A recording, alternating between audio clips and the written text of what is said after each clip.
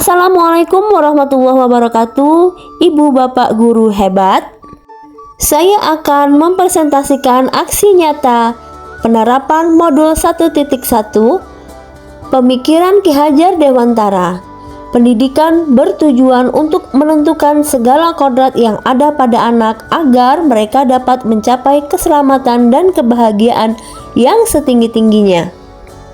Sebelumnya perkenalkan, nama saya Indah Aningsih, calon guru penggerak angkatan 11 Kabupaten Banyuasin. Tujuan pembelajaran mendokumentasikan kontribusi nyata penerapan Ki Hajar Dewantara di kelas dan di sekolah sebagai pusat pengembangan karakter. Berikut materinya. 1. Ing ngarso sung tulodo, ing madyo mangunkarso, tutwuri handayani. 2. Potret pendidikan Indonesia sejak zaman kolonial hingga kini. 3. Dasar-dasar pendidikan. 4. Asas pendidikan. 5. Kodrat alam dan kodrat zaman. Pengetahuan dan pengalaman baru. Kemarin, apa yang saya percayai tentang murid dan pembelajaran di kelas sebelum saya mempelajari modul 1.1, hari ini apa yang berubah dari pemikiran atau perilaku saya setelah mempelajari modul ini? Untuk esok, apa yang dapat segera saya terapkan lebih baik agar kelas saya mencerminkan pemikiran Ki Hajar Dewantara yang saya percayai tentang murid dan pembelajaran di kelas sebelum saya mempelajari modul 1.1. Pertama, minat belajar murid yang rendah menyebabkan mata pelajaran IPS kurang disukai. Dengan tindakan tegas dan menghukum murid bisa mengubah perilakunya. Kedua, saya merasa mata pelajaran IPS menjadi pelajaran paling penting sehingga siswa harus menguasai seluruh materi dengan baik. Ketiga, saya merasa bahwa guru merupakan sumber belajar satu-satunya yang menentukan keberhasilan mutu pendidikan. Keempat, murid merupakan wadah kosong yang belum terisi dan guru mengisinya dengan pemahaman dan mentransfer pengetahuan. Ini adalah dokumentasi saya sebelum saya menerapkan modul 1.1. Jadi, pembelajaran berpusat pada guru dan siswa hanya mendengarkan saya menjelaskan materi. Yang berubah dari pemikiran atau perilaku saya setelah mempelajari modul ini, 1. Bahwa saya harus memberi tuntunan kepada anak didik dengan sabar dan ikhlas karena mereka masing-masing unik dan berbeda.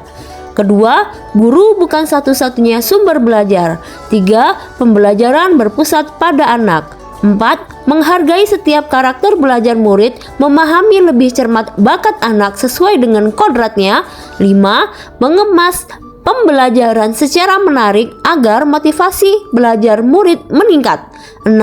Memberikan kebebasan kepada murid untuk menyelesaikan setiap tugas dengan minat dan bakat dan kreativitasnya masing-masing. Berikut kegiatan dokumentasi setelah saya belajar modul 1.1, yaitu Merdeka Belajar dengan memberi kebebasan kepada murid untuk mengembangkan ide berpikir kreatif, mengembangkan bakat dan minat anak. Yang pertama, ice breaking. Dalam kegiatan pembelajaran, saya menyelipkan ice breaking agar pembelajaran lebih efektif, menyenangkan, dan anak bahagia. Kedua, saya melakukan kegiatan bazar. Bazar ini bertujuan untuk menumbuhkan jiwa kewirausahaan pada anak serta minat dan bakat anak dalam berwirausaha. Ketiga, berdiskusi kelompok. Dengan berdiskusi kelompok, saya memfasilitasi siswa untuk mengungkapkan pendapatnya masing-masing. Jadi, pembelajaran berpusat pada siswa. Yang dapat segera saya terapkan lebih baik agar kelas saya mencerminkan pemikiran Ki Hajar Dewantara. 1. Merancang pembelajaran yang interaktif dan menyenangkan dengan melibatkan murid. Kedua, menerapkan pembelajaran berbasis kearifan lokal budaya setempat. Tiga, menerapkan konsep merdeka belajar dan mengintegrasikan setiap pembelajaran dengan pencapaian profil pelajar Pancasila. 4. Mengutamakan aspek budi pekerti. 5. Menerapkan sistem Among. 6.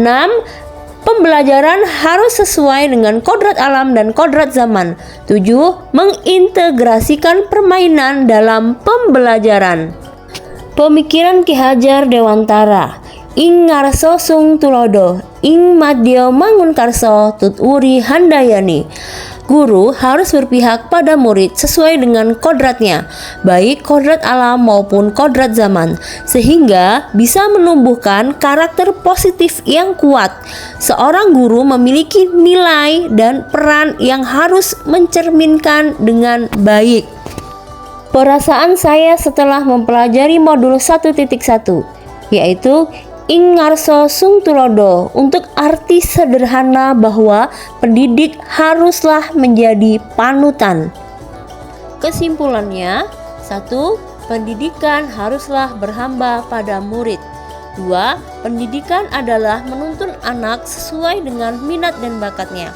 Ketiga, pendidikan bukan hanya ilmu akademis saja, namun perlu penanaman budi pekerti yang baik. Baik, atas perhatiannya saya ucapkan terima kasih. Wassalamualaikum warahmatullahi wabarakatuh.